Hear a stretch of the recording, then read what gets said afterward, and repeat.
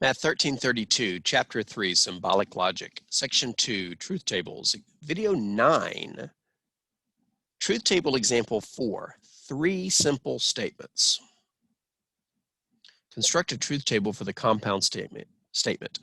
P, disjunction, parentheses, Q, conditional R. Equivalently, we could say P or if Q, then R. But you'll notice that this this compound statement has 3 simple statements. The simple statements being P, Q, and R, which raises the natural question, what does this change? The short answer is almost nothing. But the one thing it does change makes the table have twice as many rows. You'll see what I mean. All right, so let's start with the first step, which is to determine the correct order in which to analyze the connectives according to the hierarchy of connectives. Well, this one's pretty straightforward. There are parentheses, so we go inside of there first, and inside that parentheses is a single connective, a conditional.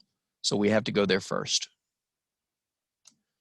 That concludes the connectives in the parentheses, so we look outside the parentheses, and the only connective out there is this disjunction, so that is second and last. So how many columns will our truth table have? Not 4, 5. 1 for each simple statement, so 1 for P, 1 for Q, 1 for R, and 1 for each connective, 1 for the conditional, 1 for the disjunction. So we're going to have 5 columns in our truth table. So what do we do next?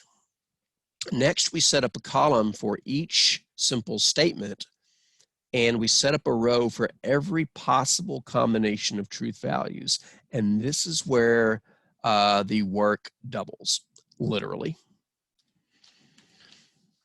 I've got a truth table started, but this time I have 3 columns at the beginning, 1 for P, Q, and R.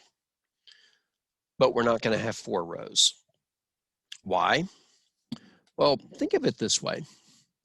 What if this only had 2 simple statements instead of 3?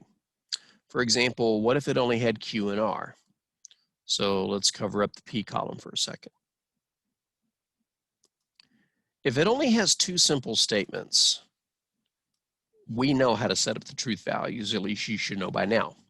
If it only had Q and R, then the possible combinations of truth values would be true, true, true, false, false, true, false, false. So 2 letters, doesn't matter what they are, we've got that down. We know how to do that. But when you bring in the third one, what are you going to make it? Well, what if the third one were all true? True, true, true, true.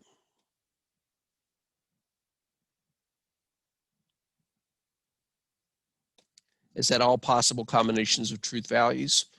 Well, no, because the P could also be false. In fact, you could think of it this way. Our 2 rightmost letters, they do what we expect. True, true, true, false, false, true, false, false. But we have to do that twice over.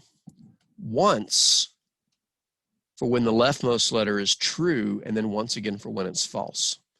In other words, we have to do something a little bit like this.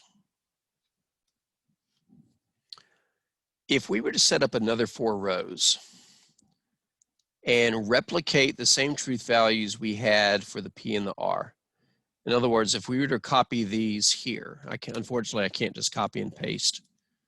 The whiteboard in Zoom is not that technically sophisticated. But if we were to replicate those, true, true, true, false, false, true, false, false, and then extend this other column as well, maybe the leftmost simple statement is all false here.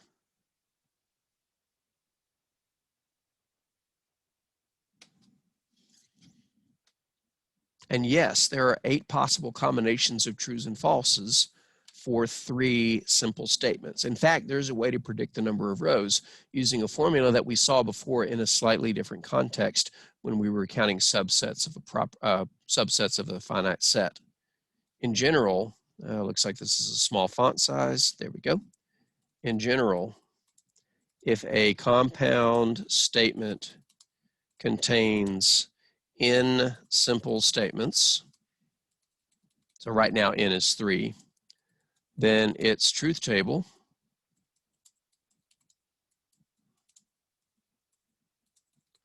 will have 2 to the nth power rows. Now be careful, that is not a conjunction. It's the standard way of typing this when you cannot type something superscripted in the air. In this case, we have 3 simple statements, P, Q, and R.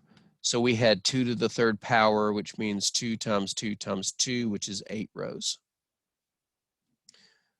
Another way of looking at this is every time you add another letter, you double the number of rows. And the reason you double the number of rows is actually pretty easy to explain. When we had 2 simple statements, we had 4 rows, right? But when we add a 3rd one, we have to copy that again. Because for all of the combinations of truth values for Q and R, either the P is true or the P is false. And if we were to have another letter in front of it, heaven help us, we won't. But if we were, if I can get this to cooperate, if we were to have another letter in front of it, let's just say S, then we would populate this with all trues. And then we would have to copy all of this again, and then do this again with all falses. So every time you add another letter, it literally doubles the number of rows. That's the bad news. The good news is we are not going to go beyond 3 letters. So this is as bad as it gets. Now, if you're worried about remembering how to set this up, let me show you another gimmick. And this will work no matter how many letters you have once you have the correct number of rows. However many letters you have, in your rightmost column, just alternate between true and false. True, false, true, false, true, false, true, false. In the next column, alternate but double the number of T's and F each time. So instead of alternating with one group of trues and false, 1 T, 1 F, you alternate with 2 T's and 2 F's. And then every time you move to the left, you double the size of that block that repeats. So, and let me do something real quick to make it a little bit clearer. Alternate between 1 true and 1 false. And then in the next one, alternate between 2. You double the number. So instead of 1, you double it to 2. And then in the next column, you alternate, double it again. Instead of 2, you alternate in groups of 4. So if we had another column, we would double it and alternate in groups of 8. If we had a 5th column, God help us, we would double it and alternate in groups of 16. So there are some patterns and some systematic ways to set up the first 3 columns for a truth table that involves 3 simple statements. But for now, let's just assume that we have these 3 set up. I have some good news in your homework. They will be set up for you already. All right, once you overcome that obstacle, the rest of it is just like before. So do you remember how it goes after that? We've determined the correct order. We've set up the columns for our simple statements with all possible combinations of trues and falses. If you check, they're all there. Although I do notice that that last F lost its little stem. So let's put that there. But do you remember what happens next? Now we set up the columns for the connectives in the order that we determined based on the hierarchy. So our first column is going to be for the conditional. Let's set that up. Wish I could get these a little bit more collinear, but I'll take it.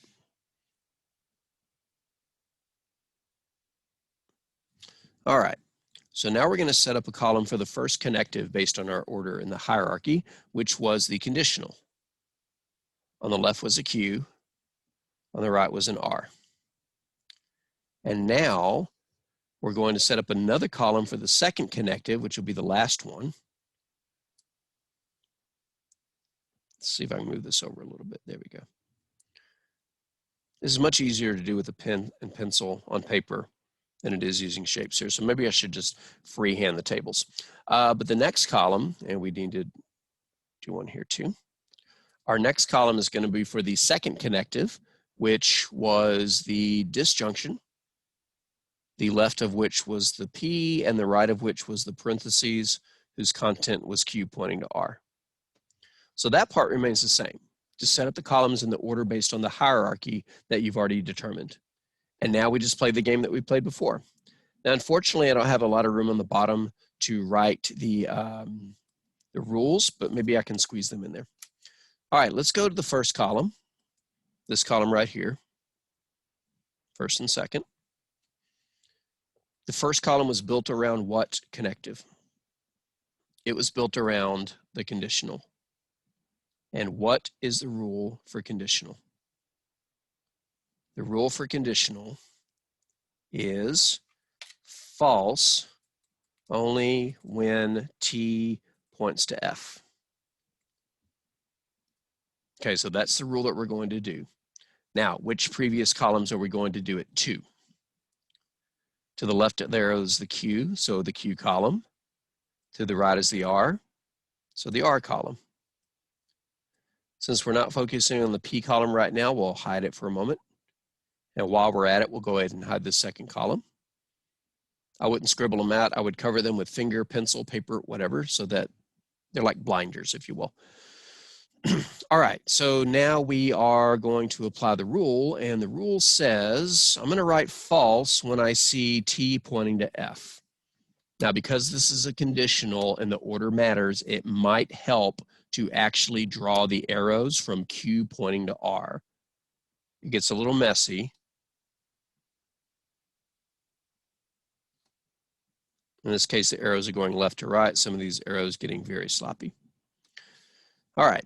So we are looking for any row where we have T pointing to F. Do you see any rows where T point to F? Second row. Any more? Down here, the second row in the bottom half, which is actually the sixth row. Those are the only rows where we have T pointing to F. Those are the only rows that follow the rule that tell me when to write false.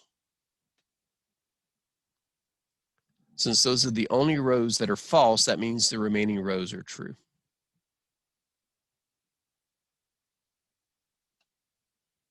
So playing out the rule is just like it was before. You just have twice as many rows. Let's clean this up. All right, now let's do it again for the next and final row. Around which connective was the final row built? The final row was built around the disjunction. And what is the rule for disjunction? You remember? The rule for disjunction is it's false only when it's all falses. So we look for rows that have all Fs. Which prior columns are we looking at? To the left of the disjunction is P, so we will look at the P column. And to the right of this disjunction is the parentheses whose contents is Q pointing to R. Those are the two columns that we're looking at. We've got two columns in the middle of insignificance, of inconsequence, so we'll cover them up for now. And now we apply the rule to the two rows that we see.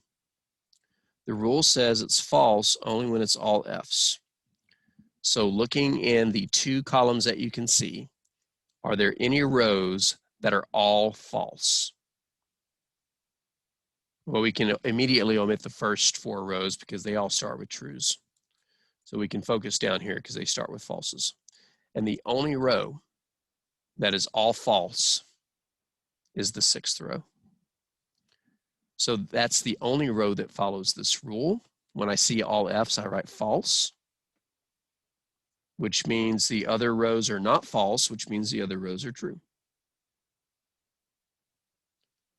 This was almost all true. This was almost a tautology. Don't worry if you don't know what a tautology is. I'm foreshadowing a future vocabulary word. But I'll say it again. I bet you can figure it out. This was almost always true. This compound statement was almost a tautology. Now, if you're wondering how to spell tautology, T-A-U-T-O-L-O-G-Y.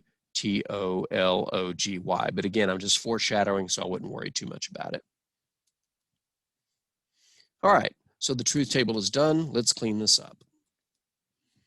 Unlike the 2x2 truth tables, I'm not going to ask you, does the last column of this truth table resemble the last column of one of our basic rules? Because our basic rules all involve 2 simple statements, therefore only have 4 rows. You can't compare a truth table with 8 rows to a truth table with 4 rows. And that's it. So as you can tell, the execution of the truth table, or the construction of it rather, is almost exactly the same. The only difference, and it's a major one, is throwing in a third simple statement doubles the number of rows from 4 to 8.